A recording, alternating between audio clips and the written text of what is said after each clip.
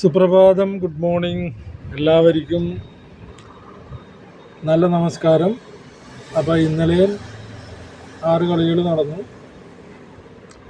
FIFA world കപ്പിൻ്റെ.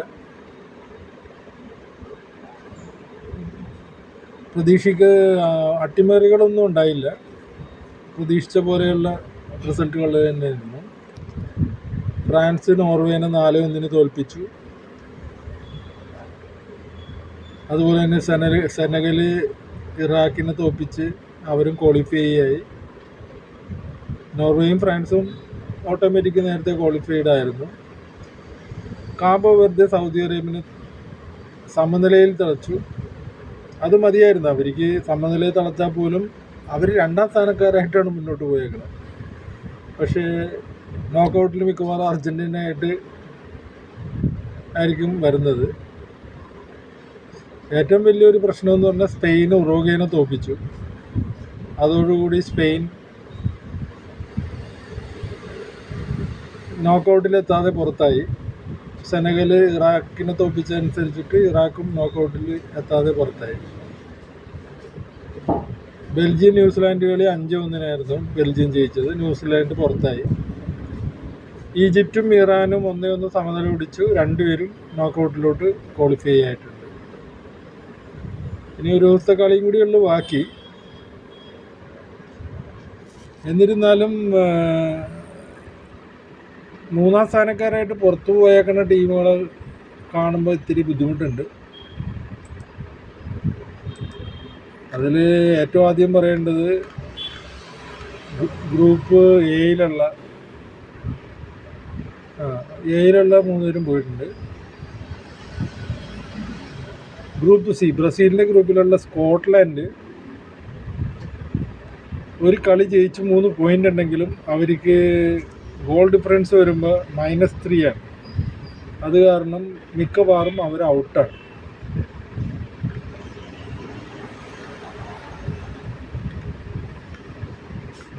Iran ഒരൊറ്റ കളിയും ജയിച്ചിട്ടില്ല. പക്ഷെ 3 ഡ്രോ ആയത് കാരണം 3 പോയിൻ്റ് ഉണ്ട്. ഗോൾ ഡിഫറൻസ് 0 ആയിരിക്കും. ഓട്ടോമാറ്റിക്കായിട്ട് അവർ മുന്നോട്ട് പോകും. ഉറുഗ്വേക്ക് 2 പോയിൻ്റേ ഉള്ളൂ. ആ ഗ്രൂപ്പിൽ സൗദി അറേബ്യക്ക് 2 പോയിൻ്റ് ഉണ്ട്. രണ്ടുപേരും പുറത്തായി.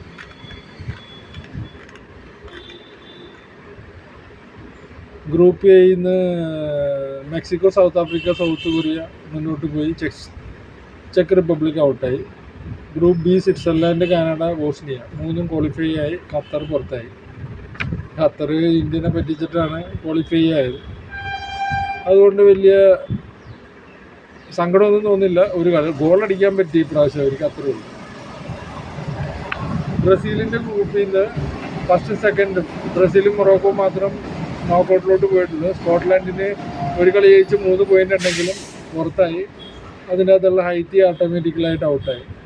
USA ഗ്രൂപ്പിൽ USA, ഓസ്ട്രേലിയ, പരാജയം. 3 പേരും ക്വാളിഫൈ ആയിട്ടുണ്ട്. 2002 സെമി ഫൈനലിസ്റ്റ് ടർക്കി അവസാന മത്സരത്തിൽ അമേരിക്കനെ തോൽപ്പിച്ചെങ്കിലും പുറത്തായി. അവർക്ക് മുന്നോട്ട് വരാൻ സാധ്യത ഇല്ല. വെച്ചിട്ടുണ്ടെങ്കിൽ 3ാം സ്ഥാനമല്ല, ആ ഗ്രൂപ്പിൽ 4ാം സ്ഥാനമാണ്. 3 പോയിൻ്റ് ഉണ്ടെങ്കിലും 4ാം സ്ഥാനമായതുകൊണ്ട് അവർ ഔട്ടാണ്. ഗ്രൂപ്പിൽ ജർമ്മനിയുടെ ഗ്രൂപ്പിൽ ജർമ്മനി, ഐവറി കോസ്റ്റും 2 ജയമായിട്ട് 6 പോയിൻ്റ് ഉണ്ട്. ഇക്വഡോർ അവസാന കളിയിൽ ജർമ്മനി തോൽപ്പിച്ചാർന്ന് ഞാൻ ഇന്നലെ പറഞ്ഞതുപോലെ 4 പോയിൻ്റായിട്ട് മുന്നോട്ട് പോയി. കുരഗാവോ എന്ന് പറഞ്ഞ പുതിയ ഒരു ടീമാണ്. ഗോൾ കീപ്പറിനെ ഭയങ്കര ഫേമസ് ആയി. എന്നിരുന്നാലും അവർ ഔട്ടായി. നെതർലാൻഡ്, ജപ്പാൻ, സ്വീഡൻ 3 ടീമും ആ ഗ്രൂപ്പിൽ നിന്ന് മുന്നോട്ട് പോയി. ടുണീഷ്യ ഔട്ടായി. ബെൽജിയത്തിൻ്റെ ഗ്രൂപ്പിൽ ബെൽജിയം 1ാം സ്ഥാനം, ഈജിപ്റ്റ് 2ാം സ്ഥാനം, ഇറാൻ 3ാം സ്ഥാനം, ന്യൂസിലാൻഡ് പുറത്തായി. സ്പെയിനിൻ്റെ ഗ്രൂപ്പിൽ സ്പെയിൻ 1ാം സ്ഥാനം, കാബോ വെർഡെ 2ാം സ്ഥാനം, 3ാം സ്ഥാനമുള്ള ഉറുഗ്വേയും പുറത്താവും. Saudi Arabia 4ാം സ്ഥാനമായിട്ട് പുറത്താവും. ഫ്രാൻസിൻ്റെ ഗ്രൂപ്പിൽ ഫ്രാൻസ് എല്ലാ കളിയും ജയിച്ച് 9 പോയിൻ്റ് ഉണ്ട്. 2ാം സ്ഥാനം നോർവേ 3 പോയിൻ്റ് ഉണ്ട്. സെനഗൽ 3 പോയിൻ്റായിട്ട് 3rd പൊസിഷനിൽ ക്വാളിഫൈ ആയിട്ടുണ്ട്. ഇറാഖ് അവിടെ നിന്ന് ഔട്ടായി. ഗ്രൂപ്പ് ജെയും ഇനിയുള്ള ഗ്രൂപ്പുകൾ എന്ന് പറഞ്ഞു കഴിഞ്ഞാൽ അവരുടെ 2 കളി കഴിഞ്ഞിട്ടുള്ളൂ. എന്നാലും ഏകദേശം അർജൻറ്റീന 1ാം സ്ഥാനമായിട്ട് തന്നെ വരും. ആസ്ട്രിയ ഉണ്ട്, അവർ 1ാം സ്ഥാനം വരും. അൾജീരിയക്ക് ഇന്നത്തെ കളി ആസ്ട്രിയ ആയിട്ടാണ്. ഞാൻ പണ്ടൊരു കഥ പറഞ്ഞായിരുന്നു. 2082 വേൾഡ് കപ്പിൽ അൾജീരിയ ആദ്യമായിട്ട് ക്വാളിഫൈ ആയി. ഫസ്റ്റ് കളിയിൽ ജർമ്മനിനെ തോൽപ്പിച്ചു, രണ്ടാമത്തെ കളിയിൽ ആസ്ട്രിയയായിട്ട് തോറ്റു, മൂന്നാമത്തെ കളിയിൽ ചില്ലിനെ തോൽപ്പിച്ചു. അതിനുശേഷം ഓസ്ട്രേലിയയും ജർമ്മനിയും തമ്മിൽ ഒത്തു കളിച്ചിട്ട് അൾജീരിയനെ തോൽപ്പിച്ചതാണ്. അപ്പോൾ അവർക്ക് അതിൻ്റെ പകരം വീട്ടാനായിട്ട് അവസാനത്തെ കളി ആസ്ട്രിയയും അൾജീരിയയായിട്ടാണ്. അതിൽ ഡ്രോ പിടിച്ചു കഴിഞ്ഞാലും 2 ടീം മുന്നോട്ട് പോകും. ഇപ്പോൾ 1 ഗോളിനൊക്കെ തോക്കണമെങ്കിലും 3 പോയിൻ്റായിട്ട് ഓസ്ട്രിയക്ക് മുന്നോട്ട് പോകാൻ പറ്റും. അൾജീരിയയുടെ കാര്യം പെൻഡിങ് ആവും. എന്നുവെച്ചാൽ മറ്റുള്ള കളിയും കൂടി നോക്കേണ്ടി വരും. ജോർദാൻ ഏതായാലും ഈ ഗ്രൂപ്പിൽ നിന്ന് ഔട്ടാണ്. പിന്നെ Colombia, Portugal, DR Congo, Uzbekistan. കൊളംബിയയും പോർച്ചുഗലും ക്വാളിഫൈ ആവുമെന്ന് ഉറപ്പാണ്. അതിൽ 1ാം സ്ഥാനം അറിയണമെങ്കിൽ ഇനിയുള്ള പോർച്ചുഗൽ കൊളംബിയയിൽ ആരാണ് ജയിക്കുന്നത് അവർ 1ാം സ്ഥാനം കൊണ്ടുപോകും. കൊളംബിയക്ക് ഡ്രോ പിടിച്ചു കഴിഞ്ഞാൽ 1ാം സ്ഥാനം കിട്ടും. പോർച്ചുഗൽ ജയിക്കുമെന്ന് തന്നെ വിശ്വസിക്കുന്നു. DR കോങ്കോയും ഉസ്ബെക്കിസ്ഥാനും തമ്മിലൊരു കളിയുണ്ട്. അതിൽ DR കോങ്കോ ജയിക്കണമെങ്കിൽ അവർക്ക് മുന്നോട്ട് പോകാൻ പറ്റും. അപ്പോൾ വേറെ ഏതെങ്കിലും 3 പോയിൻ്റുള്ള ഒരു ടീം വെളിയിലാവും. ഡ്രോ പിടിക്കണമെങ്കിൽ അവർ ഔട്ടാവും. എനിക്ക് DR കോങ്കോ ഉസ്ബെക്കിസ്ഥാനായിട്ട് ജയിക്കുമെന്ന് സംശയമാണ്. ജയിച്ചു കഴിഞ്ഞാൽ 4 പോയിൻ്റായിട്ട് ഉറപ്പായിട്ട് അവർ മുന്നോട്ട് പോകും. അങ്ങനെ വരുമ്പോൾ ഏതെങ്കിലും ഒരു നല്ല ടീം, ക്രൊയേഷ്യ പോലെയുള്ള ഏതെങ്കിലും ടീം വെളിയിലാവും. അതാണ് സ്ഥിതി.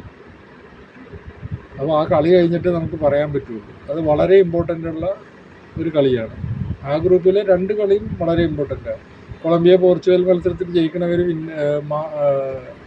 ജയിക്കണവർ ആ ഗ്രൂപ്പിൻ്റെ 1ാം സ്ഥാനം വരും. ഡ്രോ ആയാലും കൊളംബിയ 1ാം സ്ഥാനം വരും. പോർച്ചുഗലിന് ജയിച്ചേ പറ്റൂ. അതുപോലെ തന്നെ DR കോങ്കോ ഉസ്ബെക്കിസ്ഥാൻ മത്സരത്തിൽ DR കോങ്കോ ജയിച്ചു കഴിഞ്ഞാൽ അവർക്ക് ചാൻസ് ഉണ്ട്. സമനില പിടിച്ചാൽ പോലും അവർ ഔട്ടാവും. ഉസ്ബെക്കിസ്ഥാന് വലിയ സ്കോപ്പൊന്നുമില്ല. അതിന് അവസാനത്തെ ഗ്രൂപ്പായ ഇംഗ്ലണ്ട്, ഗാന, ക്രൊയേഷ്യ, പനാമ. ഇംഗ്ലണ്ടും ഗാനയും ഉറപ്പായിട്ടും മുന്നോട്ട് പോകും. 4 പോയിൻ്റ് വെച്ചിട്ടുണ്ട്. ക്രൊയേഷ്യക്ക് 1 പോയിൻ്റ് ഉള്ളൂ, 3 പോയിൻ്റ് ഉണ്ട്. പക്ഷേ അവരുടെ അടുത്ത കളി